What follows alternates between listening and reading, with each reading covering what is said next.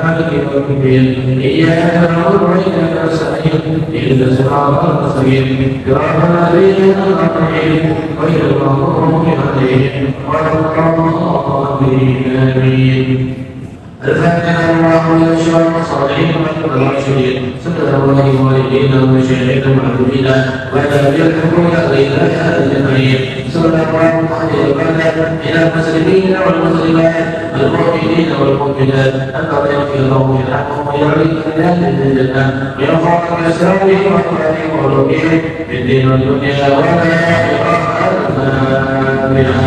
أعوذ بالله من الشيطان الرجيم بسم الله الرحمن الرحيم الحمد لله رب العالمين الرحمن الرحيم مالك يوم الدين إياك نعبد وإياك نستعين اهدنا الصراط المستقيم صراط الذين أنعمت عليهم غير المغضوب عليهم ولا الضالين آمين. الفاتحة إن الله وسنشهد صاحبنا ورحمتنا في الدين والدنيا والآخرة ذلك لكل شأن ذلك لكل خير لنا ولوالدينا ولأحبابنا ولمشايخنا في الدين مع الصلاة مع الذين الله إنك قلوبنا وعلمنا مع الهدى والتقى والأنفال والمعروضة عليك الإسلام بلا نعمة ربها بجلسين ولدنا جميع كل صالحات وأسئلة الرحمن في شرف النبي محمد صلى الله عليه وسلم وعلى أصحابه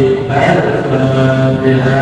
أعوذ بالله من الشيطان الرجيم بسم الله الرحمن الرحيم الحمد لله رب العالمين الرحمن الرحيم مالك يوم الدين إياك نعبد وإياك نستعين اهدنا الصراط المستقيم صراط الذين أنعمت عليهم غير المغضوب عليهم ولا الضالين آمين. الرحمن الرحيم الحمد لله رب العالمين حمدا يوفينا وإياك فضيلا يا ربنا لك الحمد كما ينبغي لك الهدي وجهك وعظيم سلطانك وأنت المرسل سلامتك أنك فأصليت على نفسك فلك الحمد لك الحمد إلى مجيب ولك الحمد بعد الرضا. اللهم صل وسلم محمد في الأولين صلى وسلم محمد في الآخرين صلى وسلم محمد في كل وقت وحين صلى وسلم محمد في الملائكة إلى يوم الدين صلى وسلم محمد حتى نسأل الله عليها وأنت خير الوارثين. اللهم إنا نستغفرك ونستغفرك إنك توفيتنا والموسى مولاتنا ومولانا وحدنا وكل شيء أعطيتنا. اللهم إنا وإياهم في أمرك وأمان وإلى كل بارك من كل شيطان قدير والجبال الأمين والزعيم والإمامين ومن شر كل ذي شر على كل شيء قدير. اللهم حفظنا بالتقوى والاستقامة وأعزنا من موجبات الندامة في الحال والمآل إنك سميع الدعاء. صلى الله على جلالك على سيدنا محمد وعلى آله وصحبه أجمعين وارزقنا كمالا وتبعك له الخير والمنازل يا أرحم الراحمين. بما سمعت بك من رزق عما يصفون وسلام على المرسلين والحمد لله رب العالمين. اللهم إنا نسألك بفضلك ونعوذ بك من سخطك والنار. اللهم إنا نسألك بفضلك ونعوذ بك من سخطك والنار.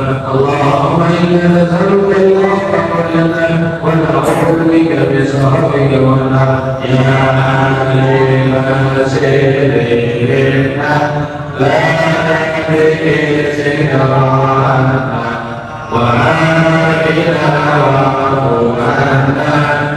وكنا حيث قلنا يا عالم سرنا لا بإذنك وعافنا وعافنا وكنا حيث قلنا يا عالم سرنا لا بإذنك وعافنا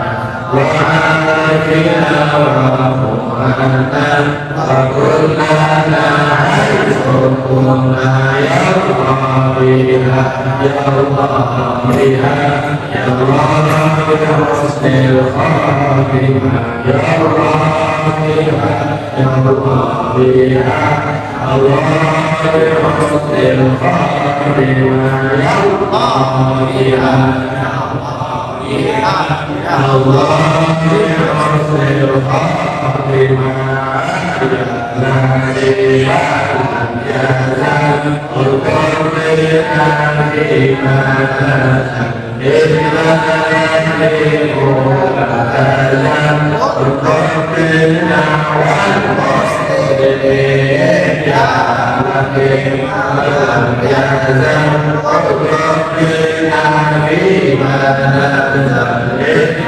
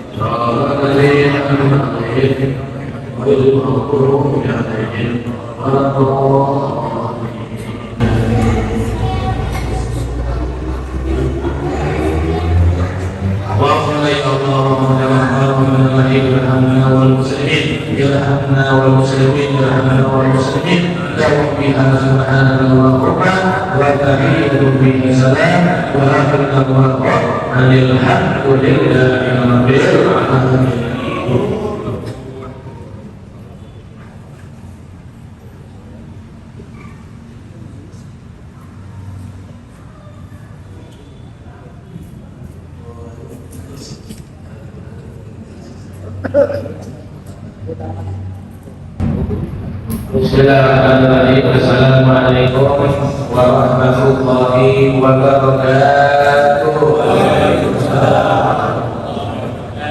Alhamdulillah, nahmaduhu wa nasta'inuhu wa nastaghfiruh wa na'udzu billahi min shururi anfusina wa sayyiati a'malina. May yahdihillahu fala mudilla lahu wa may yudlil fala hadiya lahu. Allahumma shalli wa sallim wa barik ala sayyidina wa maulana Muhammadin wa ala alihi wa sahbihi ajma'in. La haula wa la quwwata illa billahil aliyyil azim. Amma ba'd. Segenap yang sangat kami muliakan para orang tua kami, para sepuh, para asatidz, para hujjaj, wabil khusus daripada pengurus Masjid Jamiah Taqwa, Ayahanda Bapak Haji Sugiyarto serta keluarga beliau, mudah-mudahan sehat walafiat. Juga para penatur baik yang hadir maupun yang tidak hadir, mudah-mudahan rezekinya senantiasa Allah limpah gandakan keberkahannya dunia dan akhiratnya. Para pengurus, para jemaah, majelis taklim, al-munis yang mudah-mudahan kita semua dirahmati dan dimuliakan Allah Subhanahu wa taala. Alhamdulillah, puji syukur atas nikmat karunia Allah berikan kepada kita masih dalam suasana bulan Sya'ban, bulannya Nabi Muhammad SAW, yang dianjurkan kita semua untuk memperbanyak membaca sholawat kepada Nabi Muhammad SAW. Mudah-mudahan dengan membaca sholawat kita yang setiap hari kita baca, baik sedikit maupun banyak, mudah-mudahan diterima oleh Allah Subhanahu wa Ta'ala dan menjadi wasilah agar bertambah cinta kita kepada Nabi Muhammad Sallallahu Alaihi Wasallam. Berharap mudah-mudahan diakui sebagai umatnya di hari kiamat sehingga mendapatkan syafaat. Amin ya rabbal alamin. Mengisi waktu sambil menunggu azan Isya, sedikit akan kita jelaskan tentang keutamaan, keistimewaan, keberuntungan orang yang membaca Ratibul Hadza setiap malamnya atau setiap malam hari menjelang tidurnya.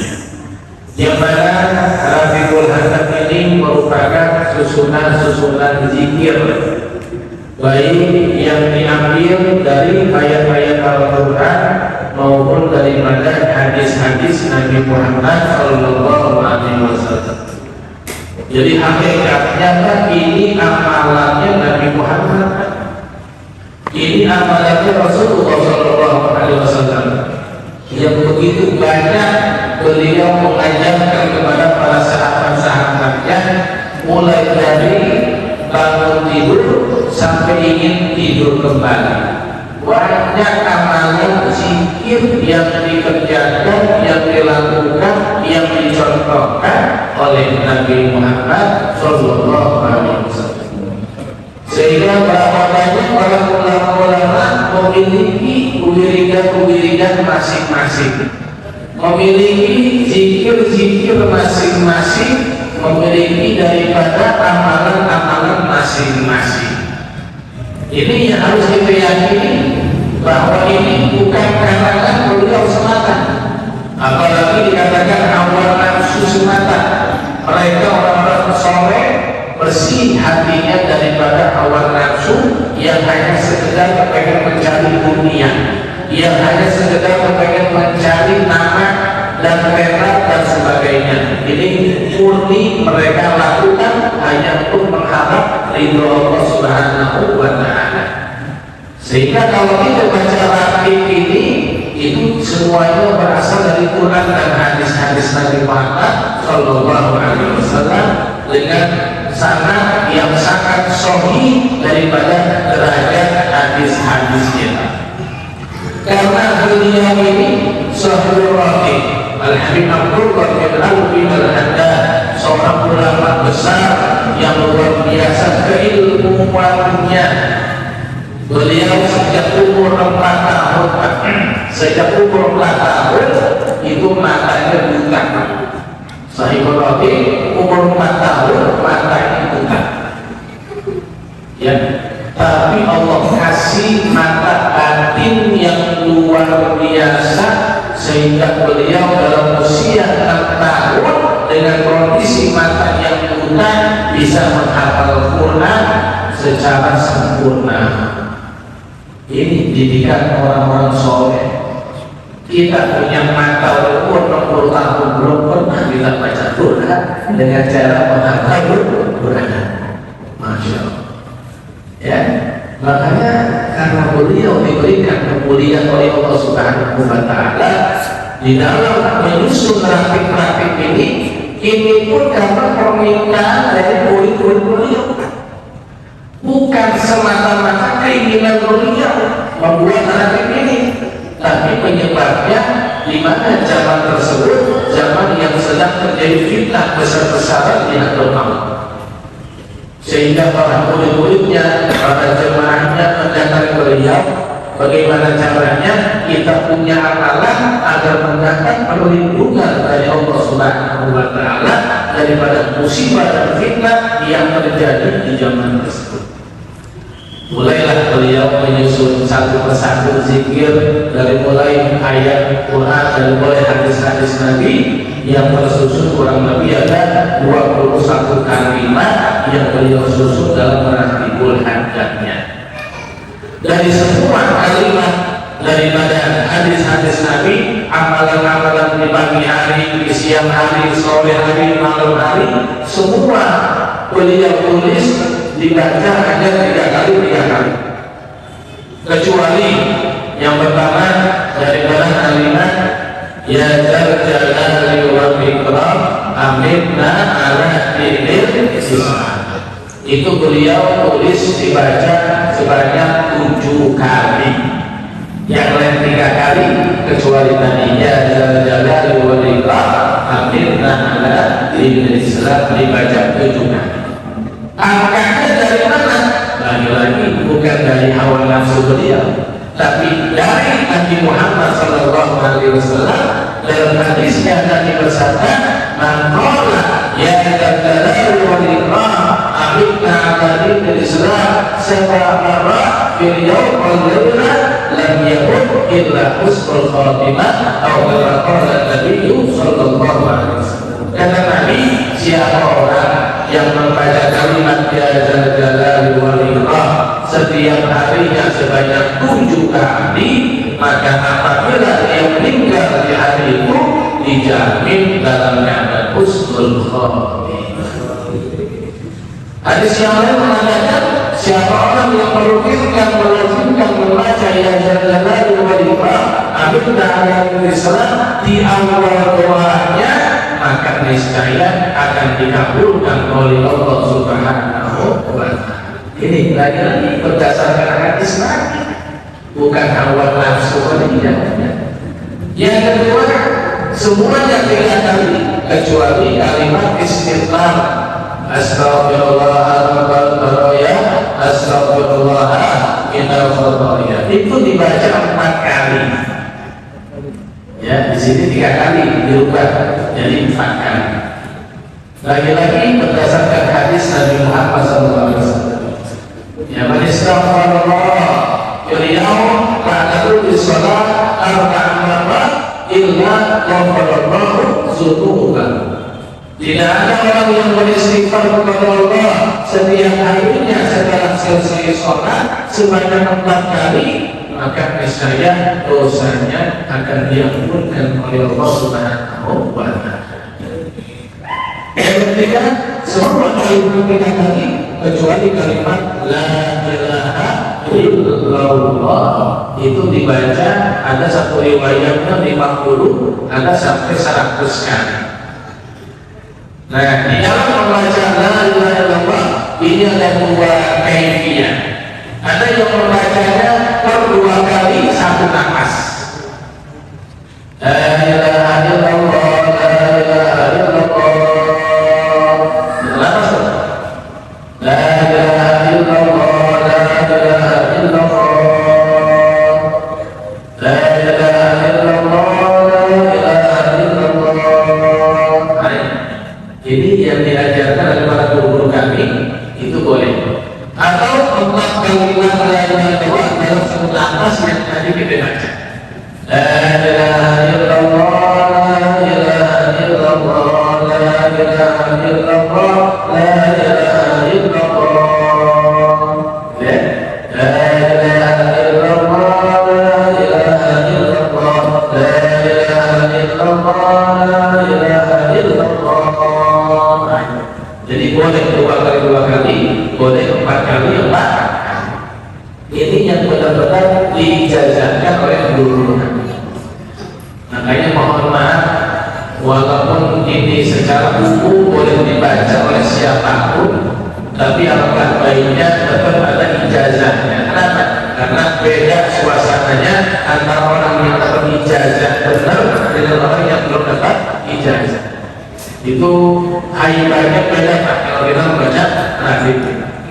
Dan yang paling terakhir di antara keutamaan baca hadis ini Pak, dijamin oleh kalimat al-Habib Abdul Haddad Sahibul Ratib, siapa orang yang membaca rabiku ini di rumahnya, maka niscaya 40 rumah sekitarnya akan terlindung dari bahaya kebakaran.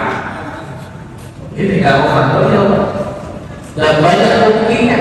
40 rumah depan, belakang, kanan, dan kiri. Itu baru satu rumah. Kalau baca Al-Quran Anda, tetangga kanan di sekitarnya terlindungi dari bahaya kebakaran. Bagaimana kalau dibacanya dalam satu masjid yang sifatnya lebih meluas? Satu rumah aja yang gak kedengeran sama ruang kita baca, ini dapat perlindungan dari Allah. Gimana dibaca di masjid pakai speaker, belum orang semua. Itu insya Allah. Dan ini terbukti kalau Pak beliau ini karena beliau menyusun dengan keikhlasan mengharap ridho Allah, yang baca ratib ini sejak ada ratib ini, itu yang baca bukan orang yang makruh, bukan orang hadir, tapi seluruh dunia membaca ratibul hadith. Seluruh dunia membaca ratibul hadith. Pengalaman saya pribadi ketika tawaf dengan jemaah umroh sampai di hotel Makkah menjelang Isya, di situ ada perkumpulan orang-orang India, hampir kurang lebih 40 orang di lobi hotel. Mereka lagi berzikir. Ternyata saya dengar zikir mereka baca ratibul hadith. Orang India baca ratibul hadith. Orang kita bilangnya hijrah. Bilangnya jadi ya cukuplah ya, mereka yang gak suka biarkan ya, yang penting kita gak ada rasa dendam dengan mereka, gak pernah nyalahin mereka, biarkan mereka punya pendapat, silakan. Yang penting kita tetap jalankan apa yang kita yakinkan, bahwa ini ratib merupakan cikiran-cikiran yang memiliki manfaat dan pengaruh besar dalam kehidupan kita, apalagi di akhir zaman yang banyak fitnah.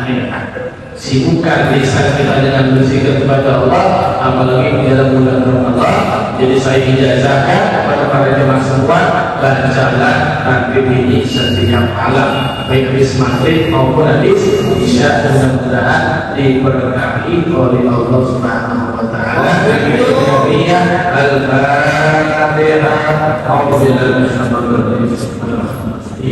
Alhamdulillahirabbil alamin. Iya, kalau yang bersama